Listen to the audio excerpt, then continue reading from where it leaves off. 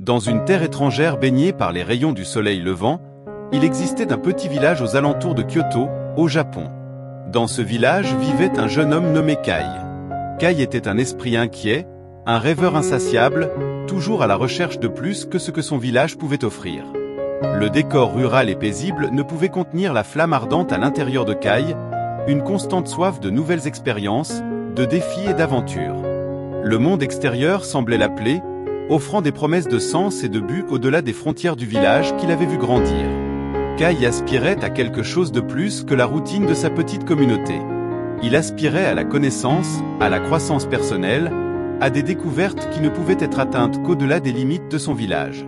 C'était comme si les montagnes majestueuses qui entouraient son village l'appelaient, incitant son âme à explorer, à découvrir l'inconnu. Un jour, alors qu'il se promenait dans les champs verdoyants qui entouraient sa maison, Kai entendit parler d'un grand maître qui résidait au sommet d'une montagne proche. On disait que ce maître possédait une sagesse insondable, que sa compréhension de la vie était comme les racines centenaires des cerisiers, profonde et sage. C'est alors que Kai décida de se lancer dans un voyage vers le sommet de la montagne dans l'espoir de trouver des réponses à ses inquiétudes. Le voyage fut long et difficile, testant la résolution de Kai. Il escalada les montagnes, affrontant des vents violents, des pluies torrentielles et des sentiers escarpés. Mais, poussé par sa détermination et son désir de découvrir son but dans la vie, il persévéra. Après des jours de voyage, il atteignit enfin le sommet de la montagne et trouva la demeure humble du maître Zen. Le maître Zen était un vieil homme avec des rides qui racontait les histoires d'une vie vécue en harmonie avec les principes du Zen. Il accueillit Kai avec un sourire chaleureux et des gestes sereins. Le maître invita Kai à s'asseoir et à partager ses pensées, ses rêves et ses luttes. Kai ouvrit son cœur devant le maître, lui racontant sa quête constante de quelque chose de plus dans la vie, son agitation et son insatisfaction avec la tranquillité du village. Le maître écouta attentivement, comme s'il comprenait la tourmente intérieure de Kai. Après avoir écouté le récit de Kai, le maître prépara calmement une tasse de thé et la lui offrit.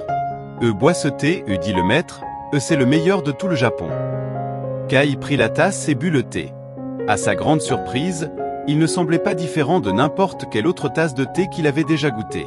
Percevant la perplexité de Kai, le maître sourit et dit « L'essence ne réside pas dans le thé, mais dans l'acte de boire, d'être présent dans le moment et d'apprécier ce qui est devant toi. » Les paroles du maître pénétrèrent profondément dans l'âme de Kai.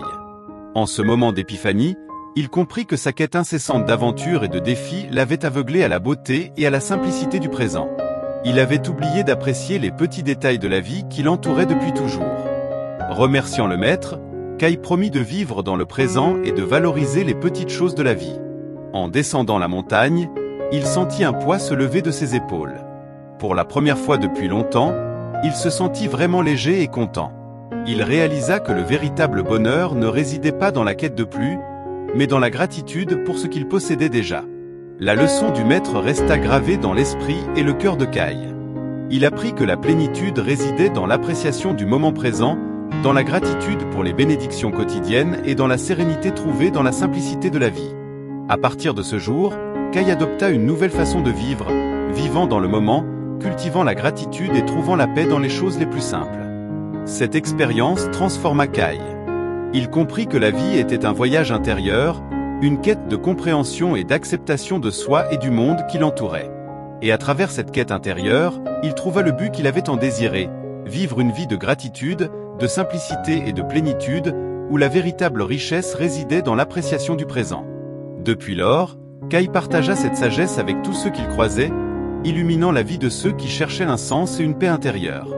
La leçon du maître résonna à travers Kai, touchant les cœurs et transformant les vies pendant des générations. Si vous avez aimé cette histoire, n'oubliez pas de liker, partager et commenter.